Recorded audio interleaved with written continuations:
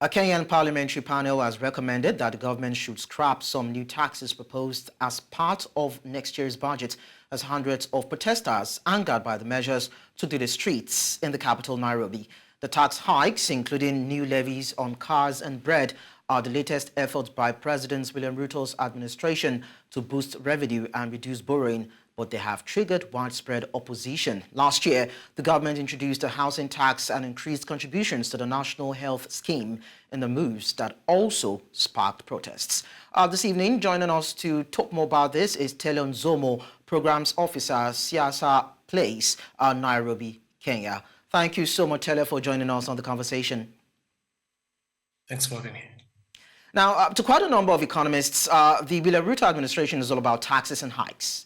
Are there any justifications for these? And with the previous austerity measures, has there been any boost in revenue and the reduction in borrowing in the last 1 year, as the government has actually touted? I think there's a bit of justification in the sense that since 2013, since the government of Uhuru Kenyatta and William Ruto, who was then deputy president, they really overborrowed. They increased their budget deficit between 2013 to 2017 when Uhuru Kenyatta, 2022, when Uhuru Kenyatta was leaving office, the budget deficit had skyrocketed. We had borrowed a lot, we had huge debt. So we were really in a tough situation. So definitely there were going to be certain sacrifices that had to be made. The challenge that I think people have is the fact that as much as government is increasing tax, it's also a question about the budget itself, how much government is spending. Government has still been spending quite heavily. This year, I think we have a budget of close to 3 or 4 trillion shillings, which is quite big. The questions are surrounding how that money is being used, where that money is going. Part of it is the fact that since William Ruto came into government has bloated. He has increased the number of offices that we have, he's increased the number of state departments that we have, and he's only done that really for political mileage, or rather to reward people who supported it politically. So the question on expenditure, I don't think they have made enough sacrifices on the expenditure side, but they seem to want Kenyans to make the sacrifices on the revenue side, which I think is now the big challenge we have.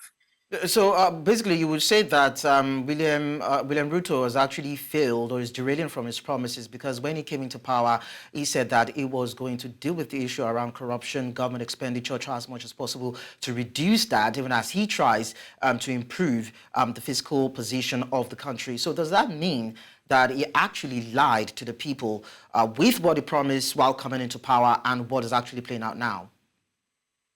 I think that's the plain way of putting it. He lied. Initially, before he came into office, if you look at some of the interviews he did while campaigning, one of the things that he said was that the best way to grow the economy was by reducing taxes. He had what he called the bottom-up slogan, the idea that he understood the people in the informal sector, but he's also hurting the people in the informal sector. So he hasn't really kept to his promises. I think the William Ruto that we saw during the campaign time and the William Ruto that is the president today are two different people. All right. So aside the protests that we see in Kenya, what would you say was the reasoning behind the Kenyan Parliament's Finance Committee that actually recommended the scrapping of some new taxes? Is there something they're saying in terms of the numbers, or does it have to do with the unsettlement or the tension in the country? Or why would they come out to say, hey, President, you need to start reducing the taxes, otherwise you'll be plunging the country into some certain pits that might not really all go well for the country? I'd like to find out. I think you have to remember that when you talk about parliamentarians, we're talking about politicians. Politicians are about one thing. We want to keep our job. I think in any democracy, whether it's Kenya, whether it's Nigeria, whether it's South Africa, they want to keep their jobs. I think one of the things they saw was an anger from Kenyans and anger from their constituents. And they realized that if they passed the bill as it was, that they would have to answer to their people. They would have to go back to the people and tell them, why is the price of cooking oil going up? Why is the price of bread going up? I mean, they were taxing things that are necessities for majority of the Kenyan people, necessities for a lot of people that do business. So the fact that they feared, I think, that they would lose their jobs, the fact that they noticed that their constituents were not going to vote them back, the fact that they realized they actually, or rather, they were actually finally held to account by the people. That's the reason why they decided to remove some of the taxes, although I'm not quite sure whether that was far enough to help the Kenyan people, because I think there will still be some issues with the finance bill. So aside from cars and bread taxes that was introduced by the William Ruto administration, he also introduced the housing tax and the national health scheme tax. Does that speak to a spectrum or a divide when you look at the population of the country? Because what is being advocated by some people in some quarters is taxes should speak more to those who are rich, to the wealthy in the society, because they make more money.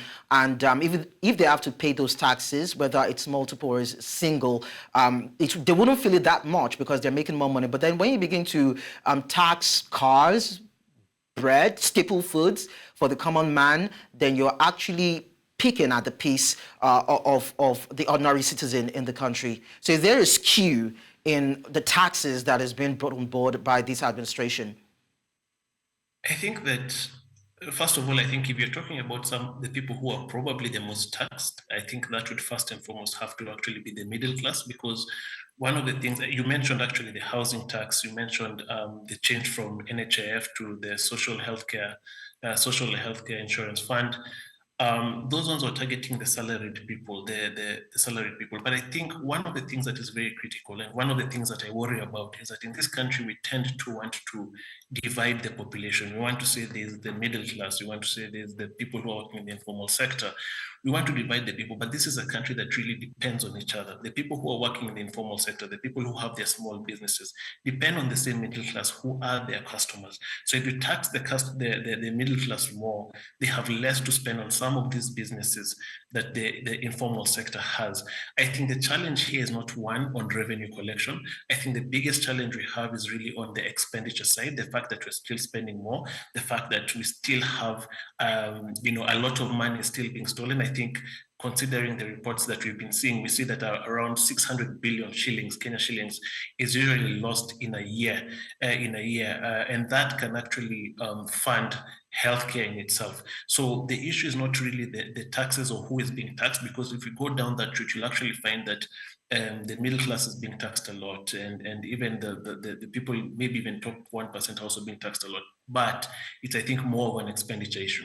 Oh, well, you're actually speaking more to the issue around government expenditure, but some people will argue that the president is trying to open up the economy to investors, try to look at new frontiers, open new vistas for investors to come in, to put their money into the economy and invest in certain areas that could actually bring about a positive turnaround for the Kenyan economy. Permit me. So don't you think that is some sort of justification for how the government is spending its money, whether or not it is opening up new parastatals or new agencies to actually see how it can expand what can be investable in terms of what the potential Kenya has as a country. So don't you think that is something viable that, of course, could justify what William Ruto is trying to do? My belief is that if you really want to support the economy, the people who you have to support are actually the small businesses. Those are the people with the potential to grow. And the best way to support them from a government side is actually, number one, to ensure that you don't tax them a lot, to ensure that the businesses themselves have enough money to be able to grow and to be able to hire more people. Secondly, I think one of the things that is very, very critical. You mentioned the issue of visas. I'm not quite sure if I agree with the fact that it's now easier to come into Kenya. I think they're still creating a lot of charges. What he did is he says we no longer require a visa. You do require a visa. It's just that he changed the names. So I don't quite agree with that sentiment. I don't quite agree with the sentiment that what he's doing is helping our economy. You can't help the economy by taxing people more. That doesn't make any sense whatsoever. If you want to help the economy, reduce taxes. One of our leading economists from the Institute of Economic Affairs mentioned, I think, recently that if he was to advise government, the best way to help this country would be, number one, to reduce the pay-as-you-earn tax from 30% to 25%. But the government will be losing, sorry to butt in, but the government will be losing a lot of money if taxes are reduced.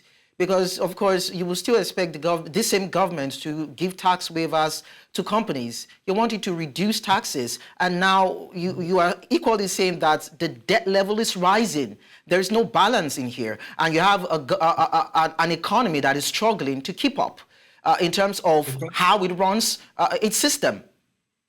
The problem that you're making is that you think there's a direct correlation between increase in tax rate and increase in how much tax is collected. There's no direct correlation. Sometimes if you increase taxes, it can work against you, because if you increase taxes to the point where businesses are not able to support those, are not able to pay those taxes, what you'll end up seeing is that either A, businesses are leaving the country where they say, okay, we'd rather work in Tanzania or Uganda because they have fairer tax incentives.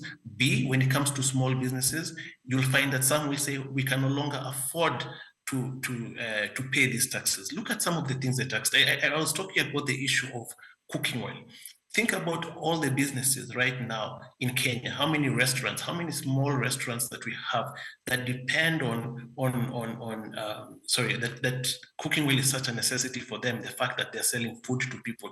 If you increase the prices of that, and they have to still sell food to Kenyans, and they still have to price it, how will they manage to do it? There's no correlation between tax rate and how much taxes is coming in. Sometimes reducing taxes in the long run can actually increase the amount of taxes that you collect. And I think that's something that's important. One of the things that is a problem is that it seems as though the government right now is so keen to collect taxes right now, rather than having a long-term plan. So what should be the long-term plan? I think the long-term plan is creating a friendly business environment. And you know this, as it's anywhere in the world. The best business environment is ensuring that, number one, you pay, obviously people have to pay their taxes, but the question is, what is the strategy, right? Are small businesses actually able to hold on to, are small businesses able to pay the taxes that they're being asked to? When you ask the motor vehicle tax, what does that do for our taxi drivers, our Uber drivers, our Uber drivers, our matatus? It's going to hurt them in the long run. So if the long run would be coming up with a strategy, understanding where we are, not just where we are, not just economically, but also socially, because taxes also have a social impact on this country. And then now creating a plan and saying, okay, this is where we need to reduce taxes. This is where we need to increase taxes. But again, I go back to the point. It's also about expenditure, because remember, we're not just raising revenue to pay debt. We're actually raising revenue to also to run government. And also, I think one other thing that is very, very critical, right now, we're not actually paying debt by raising taxes. A lot of our debt we're paying by just borrowing. We borrow so that we can pay debt.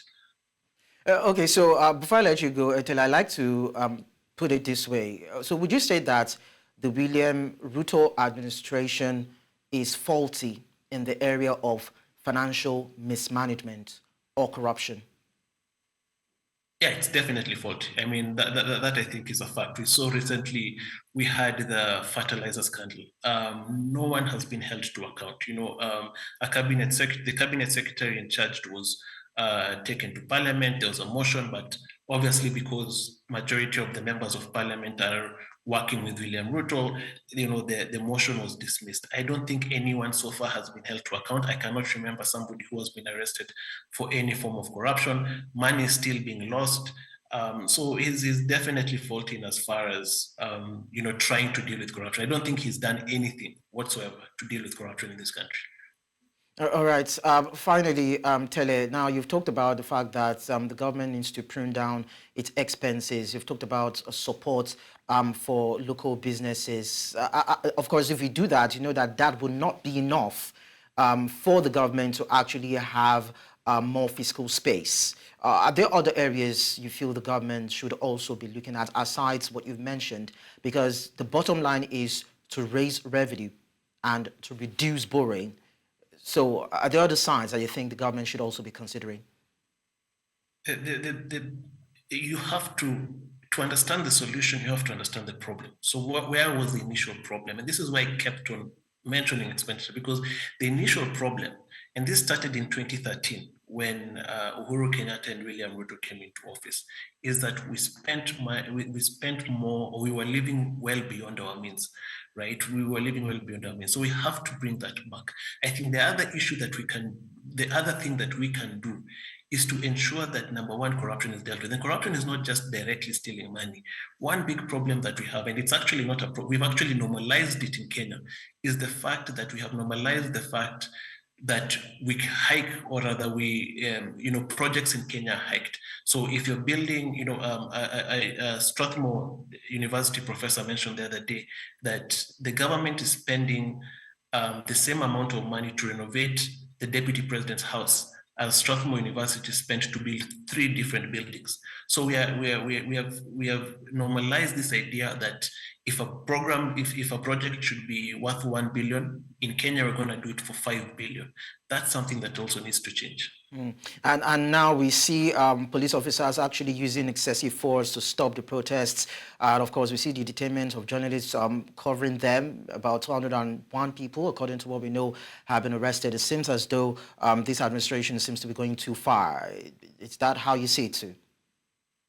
Yeah, I think that they're not allowing people to protest. They seem very, very threatened. I think one of the most interesting things about this protest is that if you look at the previous protests we've had, they've usually been organized by politicians. It's usually been, especially with Raila Odinga. You remember, I think it was last year, where we had mandamanos, right? Those were organized by Raila. This one is this is completely different. This one is organized by the people. And I think there's a fear by the government that people are starting to speak up, and they're trying to quash it. I think they're trying to put the fear into people that if you come out, we will arrest you, or you'll get tear gassed. So that's how they're trying to stop the protests that we're having today. So yeah, they're going a bit too far. It's quite unfortunate. It's quite unfortunate that the police are doing this, and I hope because there seems to be more protests coming soon, that this would change and that allow people to peacefully demonstrate, because that is their constitutional right. Well, we don't know for how long the resolve of Kenyans will be tested by the reason of these taxes coming from the William Ruto administration. But then it behoves on this administration to actually do what is needful. The Kenyan parliamentary panel has submitted a recommendation. It's now left for the administration to look at it and see what is necessary and beneficial for the citizens of Kenya. Tele Nzomo, Programs Officer, Siasa Place in Nairobi, Kenya. Thank you so much for talking to us at this time. Thank you for having me again. Thank you so much.